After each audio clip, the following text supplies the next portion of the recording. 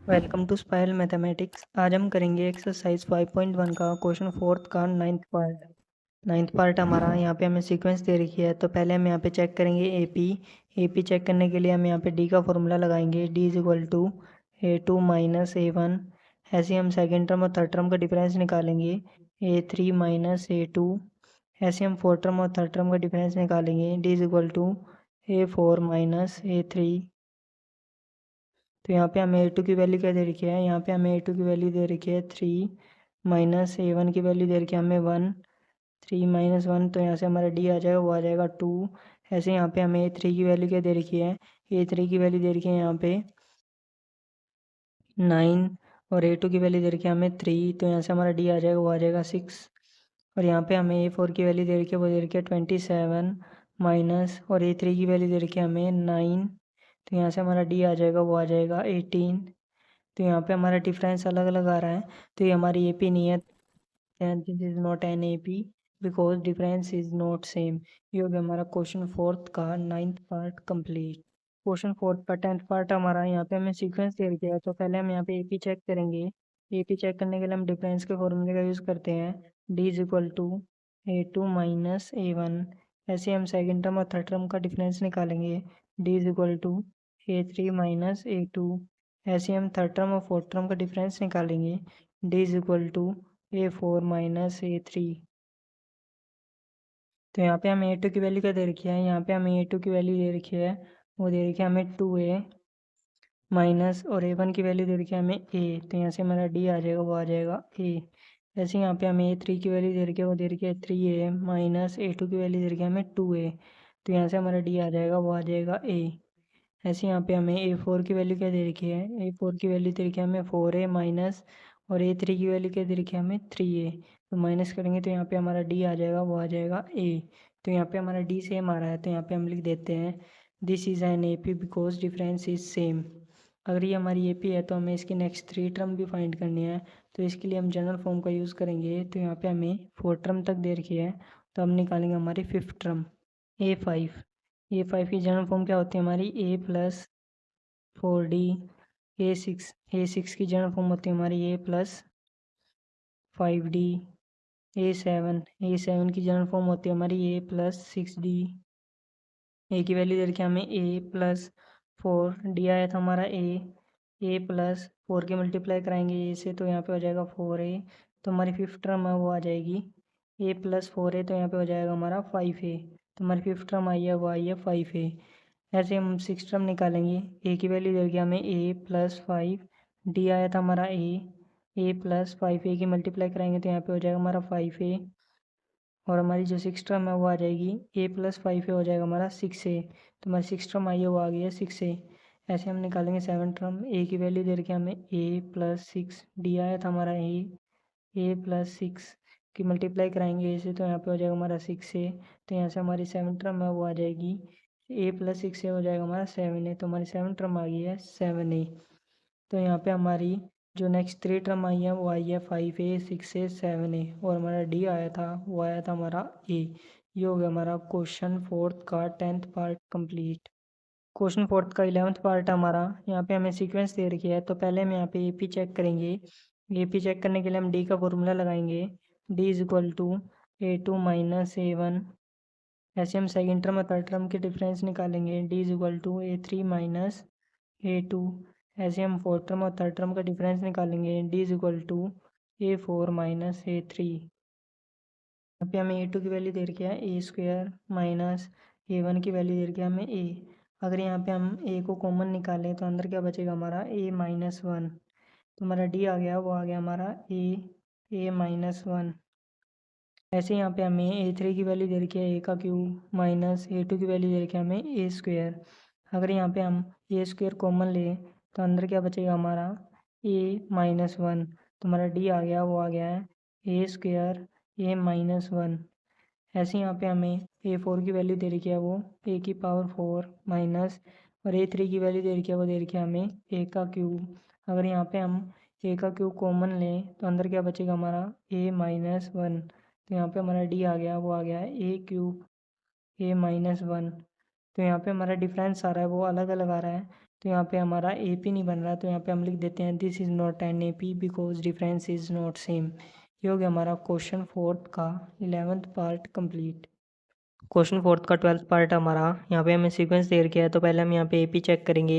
A P check करने के लिए हम डी का फॉर्मूला लगाएंगे, D is equal to A two minus A one. ऐसे हम सेकेंड टर्म और थर्ड टर्म का डिफरेंस निकालेंगे, D is equal to A three minus A two. ऐसे हम फोर्थ टर्म और थर्ड टर्म का डिफरेंस निकालेंगे, D is equal to A four minus A three.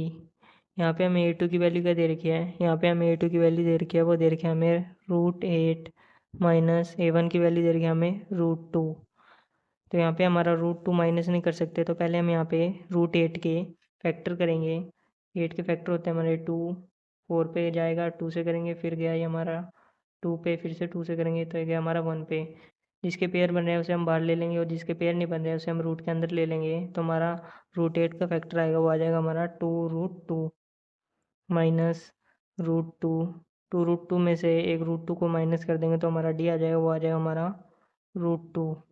ऐसे यहाँ पे ए3 की वैल्यू दे रखी है हमें √18 माइनस ए2 की वैल्यू दे रखी है हमें √8। √8 के हमने फैक्टर करे थे, हमारे आए थे 2√2। ऐसे हम यहाँ पे √18 के फैक्टर करेंगे, तो हमारे √18 के फैक्टर आएंगे, वो आएंगे हमारे 3√2। तो यहाँ से 3√2 में से 2√2 को माइनस करेंगे तो हमारा डी आ जाएगा, वो आ जाएगा √2। यहाँ पे भी हमारे A4 की वैल्यू दे रखी है, वो दे रखी है हमें 3√2 माइनस A3 की वैल्यू दे रखी है हमें √18। √18 के फैक्टर आए थे हमारे 3√2। ऐसे हम यहाँ पे √32 के फैक्टर करेंगे तो हमारे फैक्टर आएंगे 4√2। 3√2 माइनस करेंगे 4√2 में से, तो यहाँ पे आ जाएगा हमारा डी, वो आ जाएगा हमारा √2। तो यहाँ पे हमारा डी आया, वो सेम आया, तो यहाँ पे हम लिख देते हैं this is an A P because difference is same. अगर ये हमारे ए पी आई है तो हमें इसके आगे की नेक्स्ट 3 टर्म भी फाइंड करनी है। नेक्स्ट 3 टर्म फाइंड करने के लिए हम जनरल फॉर्म का यूज़ करेंगे। तो यहाँ पे हमें 4 टर्म तक दे रखे है, तो अब निकालेंगे हमारी 5th टर्म A5 की जनरल फॉर्म क्या होती है हमारी A+4D। A6 की जनरल फॉर्म होती है हमारी A+5D। A7 की जनरल फॉर्म होती है हमारी A+6D। यहाँ पे हमें ए की वैल्यू क्या दे रखी है, यहाँ पे हमें ए की वैल्यू दे रखी है, वो दे रखी है √2 + 4 डी आया था हमारा √2 + 4 √2। तो यहाँ पे हो जाएगा हमारा 5√2। अब ये 5 बाहर आया तो इसके पेयर बने होंगे, तभी ये रूट से बाहर आया है। अगर इसे वापस रूट में लेके जाएंगे तो इसके वापस से पेयर बन जाएंगे, √2 × 5 × 5। तो यहाँ से हमारी 5th टर्म आ जाएगी, वो आ जाएगी हमारी √50। ऐसे यहाँ पे 6th टर्म निकालेंगे हम। ए की वैल्यू क्या दे रखी है हमें, ए की वैल्यू दे रखी है हमें √2 + 5। डी आया था हमारा √2 + 5 √2। यहाँ पे हो जाए, तो यहाँ पे आ जाएगा हमारा 6√2।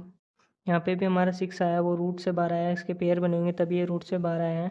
अगर इसे वापस लेके जाएंगे रूट के अंदर तो इसके वापस से पेयर बन जाएंगे, √2 × 6 × 6। तो यहाँ से हमारी 6th टर्म है, 6th टर्म आ जाएगी, वो हमारी √72। ऐसे यहाँ पे निकालेंगे हमारी 7th टर्म। ए की वैल्यू दे रखी है हमें √2 + 6। डी आया था हमारा √2 + 6 √2। यहाँ पे हो जाएगा हमारा 7√2। ये 7 के पेयर बनेंगे तभी ये रूट से बाहर आया होगा। अगर इसे वापस रूट के अंदर लेके जाएंगे तो यहाँ पे वापस से पेयर बन जाएंगे 7 के, 2 × 7 × 7। तो यहाँ पे हमारी 7th टर्म आ जाएगी, वो आ जाएगी हमारी √98। तो यहाँ पे हमारी नेक्स्ट 3 टर्म आई है, वो आई है √50, √72, √98। और हमारा डी आया था, वो आया था हमारा √2। ये हो गया हमारा क्वेश्चन 4 का 12th पार्ट कंप्लीट। क्वेश्चन 4 का 13th पार्ट हमारा, यहाँ पे हमें सीक्वेंस दे दिया है, तो पहले हम यहाँ पे ए चेक करेंगे। ए चेक करने के लिए हम डी का फॉर्मूला लगाएंगे, T is equal to A2 minus A1। ऐसे यहाँ पे हम सेकेंड टर्म और थर्ड टर्म का डिफरेंस निकालेंगे, D is equal to A3 minus A2। ऐसे हम यहाँ पे फोर्थ टर्म और थर्ड टर्म का डिफरेंस निकालेंगे, A4 माइनस A3। यहाँ पे हमें A2 की वैल्यू दे रखी है, वो दे रखी है हमें √6 माइनस A1 की वैल्यू क्या दे रखी है हमें √3। तो हमारा डी आ गया, वो आ गया है √6 माइनस √3। ऐसे यहाँ पे हमें A3 की वैल्यू क्या दे रखी है, A3 की वैल्यू दे रखी है √9 माइनस A2 की वैल्यू दे रखी है हमें √6, तो यहाँ से हमारा डी आ गया, वो आ गया √9 माइनस √6। ऐसे यहाँ पे हमें A4 की वैल्यू दे रखी है, वो दे रखी है √12 माइनस, और A3 की वैल्यू दे रखी है हमें √9। तो यहाँ पे हमारा डी आ गया, वो आ गया है √12 माइनस √9। तो यहाँ पे हमारा डी अलग अलग आ रहा है, तो ये हमारी ए पी है, तो यहाँ पे हम लिख देते हैं this is not an A P because difference is not same. ये हो गया हमारा क्वेश्चन फोर्थ का 13th part complete. Question fourth का 14th पार्ट हमारा, यहाँ पे हमें सीक्वेंस दे रखी है, तो पहले हम यहाँ पे ए पी चेक करेंगे। ए पी चेक करने के लिए हम डी का फॉर्मूला लगाएंगे। डी का फॉर्मूला था हमारा A2 माइनस A1। ऐसे हम सेकेंड टर्म और थर्ड टर्म का डिफरेंस निकालेंगे, A3 माइनस A2। ऐसे हम थर्ड टर्म और फोर्थ टर्म का डिफरेंस निकालेंगे, D is equal to A4 minus A3। यहाँ पे हमें A2 की वैल्यू क्या दे रखी है, यहाँ पे हमें A2 की वैल्यू दे रखी है 3 का स्क्वायर माइनस A1 की वैल्यू क्या दे रखी है 1 का स्क्वायर। 3 का स्क्वायर कितना होता है हमारा, 3 का स्क्वायर होता है 9, 1 का स्क्वायर 1, तो यहाँ से हमारा डी आ जाएगा, वो आ जाएगा हमारा 8। तो यहाँ पे हमें A3 की वैल्यू क्या दे रखी है, यहाँ पे हमें A3 की वैल्यू दे रखी है 5 का स्क्वायर माइनस A2 की वैल्यू क्या दे रखी है हमें 3 का स्क्वायर। 5 का स्क्वायर होता है हमारा 25 माइनस 3 का स्क्वायर होता है हमारा 9। तो यहाँ से हमारा डी आ जाएगा, वो आ जाएगा यहाँ पे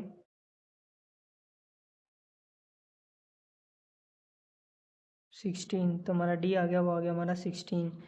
ऐसे यहाँ पे हमें A4 की वैल्यू क्या दे रखी है, A4 की वैल्यू दे रखी है हमें 7 का स्क्वायर माइनस A3 की वैल्यू दे रखी है हमें 5 का स्क्वायर।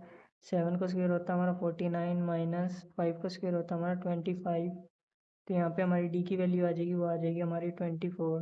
तो यहाँ पे हमारी डी की वैल्यू अलग अलग आ रही है, तो ये हमारी ए पी नहीं है, तो यहाँ पे हम लिख देते हैं this is not an A P because difference is not same. ये हो गया हमारा क्वेश्चन फोर्थ का 14th part complete. Question fourth का 15th पार्ट हमारा, यहाँ पे हमें सीक्वेंस दे रखी है, तो पहले हम यहाँ पे ए पी चेक करेंगे। ए पी चेक करने के लिए हम डी का फॉर्मूला लगाएंगे, D is equal to A2 minus A1।